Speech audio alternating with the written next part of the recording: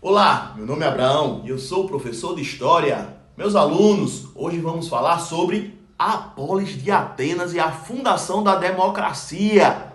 Atentai, meus alunos. Bem, fundada pelos jônios na planície da Ática, próximo ao mar Egeu, Atenas era uma das principais polis do mundo grego. Isso vocês já sabem, não é? Inicialmente governada por uma elite de grandes proprietários de terra, a polis ateniense desenvolveu uma forma de governo que permitia a participação de todos aqueles que eram considerados cidadãos nas decisões que diziam respeito aos interesses da cidade, meus alunos. Isso aconteceu a partir do início do século VI a.C., quando Solon, legislador e membro da aristocracia ateniense, realizou reformas nas leis da cidade.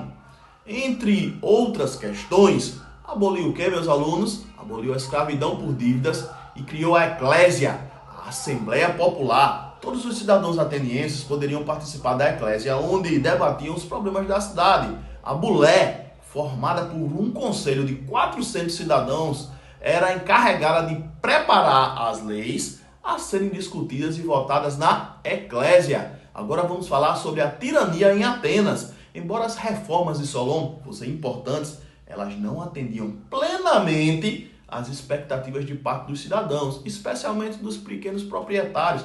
Por essa razão, houve uma agitação social até o ano de 560 a.C., quando um aristocrata de nome Pilistrato aproveitou a insatisfação popular a seu favor, tomando o governo de Atenas por meio da força, meus alunos.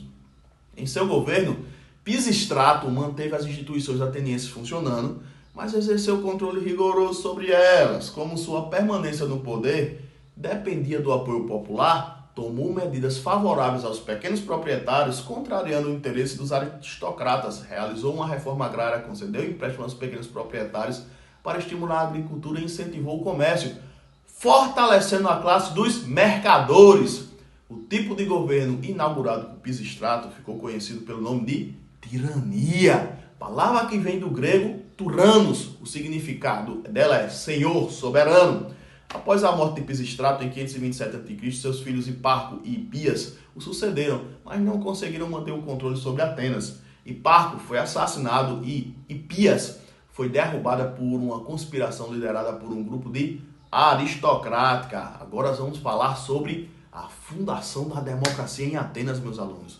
Depois da queda dos tiranos, Clístenes, um dos líderes da reação contra a tirania, assumiu o governo de Atenas e realizou reformas que instituíram a democracia. Ele eliminou a divisão política da sociedade ateniense com base na riqueza, estabeleceu a igualdade de todos os cidadãos perante a lei, também aumentou o número de integrantes da Bulé de 400 para 500 e criou uma lei pela qual um cidadão que ameaçasse a democracia poderia ser punido com o ostracismo, ou seja, que era o exílio por 10 anos.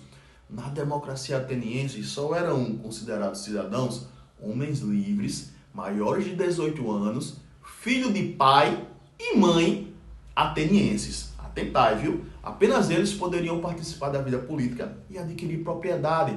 Para os cidadãos atenienses, a política era a atividade fundamental que conferia ao indivíduo o respeito da comunidade, meus alunos. Os cidadãos deveriam se dedicar à política, à filosofia, aos esportes para aprimoramento intelectual e físico.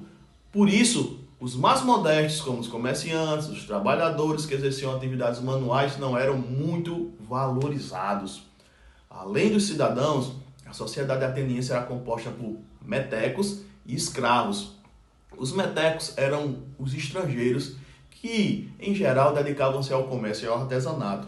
Eles podiam participar das cerimônias e festividades, mas não tinham direitos políticos e não podiam possuir terras. Os escravos não tinham direitos, mas podiam ser recompensados por seus serviços, acumulando o dinheiro para comprar a sua liberdade. Em Atenas, além dos metecos e escravos, as mulheres e crianças também não tinham direito à cidadania, ou seja, a maioria da população ateniense não era considerada cidadã. Meus alunos, pensem comigo. O que esse conteúdo tem a ver com algo do presente? Tentem dialogar este tema com a atualidade. Ganhem repertório de vida. Dialoguem sempre o que você está aprendendo com algo prático do nosso cotidiano. Tente entender o mundo que nos cerca de forma crítica. Aprendam a pensar livremente, meus alunos. Aula encerrada, resolva o exercício aqui abaixo no Google Forms. Tenham cautelas com o coronavírus e até o nosso próximo encontro.